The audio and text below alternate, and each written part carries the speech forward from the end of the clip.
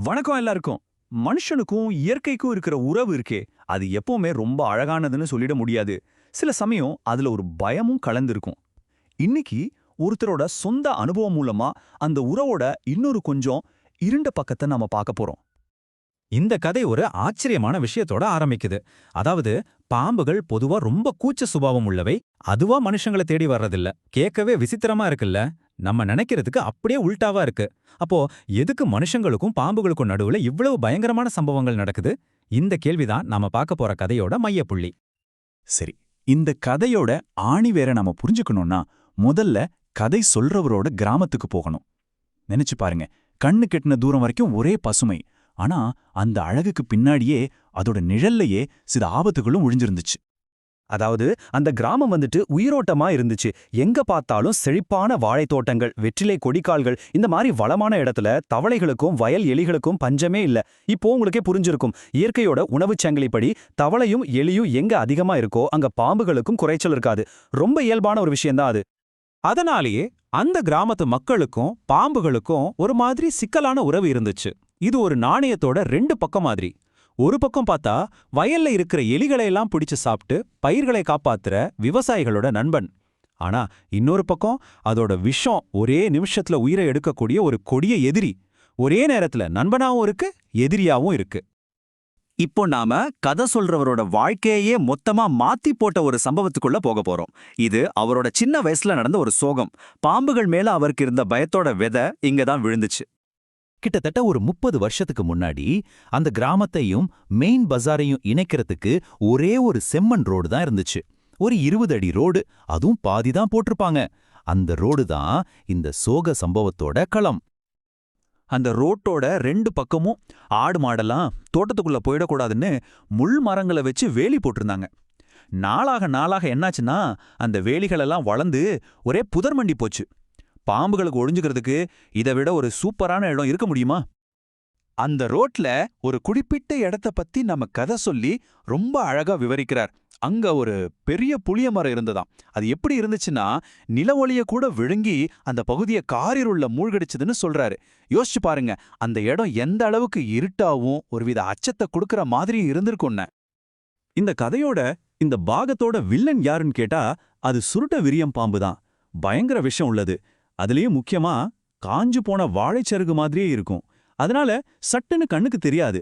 அதுக்கு ஏதாவது ஆபத்துன்னு தோணுச்சுன்னா போதும், ரொம்ப ஆக்ரோஷமா தாக்கும். அன்னைக்கு ராத்திரி கதை சொல்லியோட தாத்தாவும் அவரோட நண்பரும் அந்த ரோட்ல நடந்து வந்துட்டு இருந்திருக்காங்க. கரெக்டா அந்த இருட்டான புளிய மரத்துக்கிட்ட வரும்போது தாத்தா கீழே கடந்த ஏதோ ஒன்ன காஞ்ச சருகுன்னு நினைச்சு மிதிச்சிட்டார். அவ்வளவுதான், அடுத்த நொடியே அது அவரை கடிச்சிருச்சு. வீட்டுக்கு வந்து சேர்ந்து என்ன நடந்துச்சுன்னு சொல்றதுக்குள்ள சில நிமிஷத்திலேயே அவர் உயிர் போயிருச்சு. எல்லாமே வெறும் 15 நிமிஷத்துக்குள்ள நடந்து முடிஞ்சு போன ஒரு கொடூரம். தாத்தாவோட இந்த மரணம் மொத்த ஊரையும் சோகத்துல மூழ்கடிச்சுது. சின்ன பையனா இருந்த நம்ம கதை சொல்லியோட மனசுல பாம்பு மேல ஒரு நீங்காத பயம் உருவாகிருச்சு.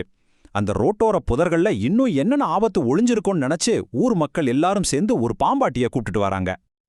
அவர் அந்த புதர்கள்ல இருந்து பாம்புகளை பிடிக்க ஆரம்பிச்சதுக்கு அப்புறம் தான் தெரிஞ்சது அந்த இடம் எவ்வளோ ஆபத்தானதுன்னு. விஷமுள்ள நல்லா பாம்பு, கொடிய கட்டுவிரியன், விஷம் இல்லாத சார பாம்புன்னு 1 2 இல்ல, பல பாம்புகளை பிடிச்சாரு. சில பாம்பெல்லாம் 8 அடி நீளத்துக்கு மேல இருந்துச்சு. அடேங்கப்பா, அந்த சின்ன புதற்குள்ள ஒரு பாம்பு பட்டாளமே இருந்திருக்கு. சரி, பிடிச்ச பாம்புகள் எல்லாம் அந்த பாம்பாட்டி கோவில் தடல்ல வச்சு ஊர் மக்களுக்கு வேடிக்கை காட்டிட்டு இருந்தாரு. அப்போதான் யாருமே எதிர்பார்க்காத ஒண்ணு நடந்துச்சு. என்னன்னா, வேடிக்கை காட்டிட்டு இருக்கும்போதே ஒரு விஷப்பாம்பு அந்த பாம்பாட்டியோட கைவிரல்லே கடிச்சிருச்சு.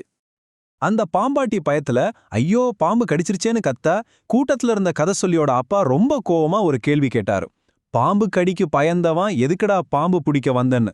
ஆனா சின்ன பையனா இருந்த நம்ம கதை சொல்லிக்க அந்த பாம்பாட்டிய பார்க்க பாவமா தான் இருந்துச்சு. வருஷங்கள் ஓடிருச்சு. ஆனா அந்த தாத்தாவோட மரணமும் பாம்பாட்டிக்கு நடந்ததும் நம்ம கதை சொல்லியோட மனசுல அப்படியே ஆழமா பதிஞ்சிருந்துச்சு. இப்போ அவரோட வாழ்க்கையில நடந்த இன்னொரு திகழான அனுபவத்துக்கு வருவோம்.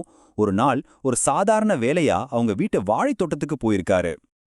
அவர் தோட்டத்துக்குள்ள போனதும் அங்க ஒரு மாதிரி அசாதாரணமான அமைதி நிலவனதை கவனிச்சாரு. அது அவரு மயான அமைதின்னு சொல்றாரு. பொதுவா அமைதினா மனசுக்கு நல்லா இருக்கும்.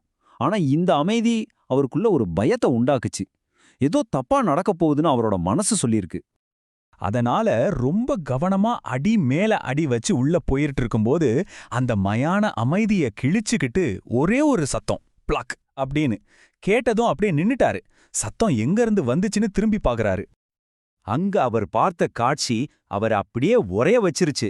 தண்ணிக்குள்ள பாஞ்ச ஒரு தவளைய முறைச்சு பார்த்துட்டு இருந்துச்சு ஒரு பாம்பு. சாதாரண பாம்பு இல்ல, ஒரு பிரம்மாண்டமான பாம்பு. கிட்டத்தட்ட 12 அடி நீளம் இருக்கும். அவருக்கும் அந்த ராட்சச பாம்புக்குமான தூரம் வெறும் 10 அடி தான். யோசிச்சு பாருங்க, அந்த நிலைமையில நாம இருந்திருந்தா என்ன ஆயிருக்கும்? இவரோட உடம்பு நடுங்குனதா அந்த பாம்பு உணர்ந்துச்சோ என்னவோ, டக்குன்னு தலைய திருப்பி இவரை நேருக்கு நேரா பார்த்துச்சு. அந்த ஒரு நொடி என் சப்த நாடியும் உறைந்து உடல் நடுக்கம் கண்டதுன்னு சொல்றாரு. அந்த ஒரு பார்வையிலேயே உறைஞ்சு போய்த்தாரு. அந்த ஒரு பார்வை, அந்த ஒரு நொடி அவரோட வாழ்நாள் முழுக்க கூட வரப்போற பயத்தை உறுதிப்படுத்திருச்சு. சரி, அந்த சந்திப்புக்கு அப்புறம் என்ன ஆச்சு, அதோட தாக்கம் எப்படி இருந்துச்சுன்னு இப்ப பார்க்கலாம். அந்த பாம்பு இவரை பார்த்த அடுத்த செகண்ட் இவர் அங்க நிக்கல, ஒரே ஓட்டம்தான். அந்த பயத்துல அவர் ஓடின வேகத்தை கொஞ்சம் நகைச்சுவையா இப்படி சொல்றாரு: உசைன் போல்ட் மட்டும் இல்ல, யார் நினைச்சாலும் அப்போ என்ன ஓட்டத்துல ஜெயிக்க முடியாதுன்னு.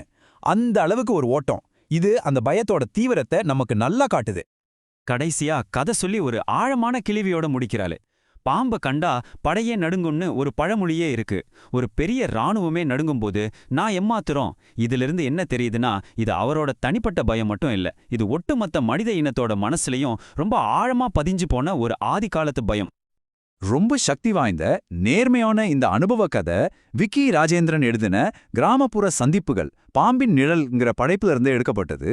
இயற்கையோட அழகையும் அதே சமயம் அதுல ஒளிஞ்சிருக்கிற கணிக்க முடியாத ஆபத்துக்களையும் இது நமக்கு மறுபடியும் ஞாபகப்படுத்துது.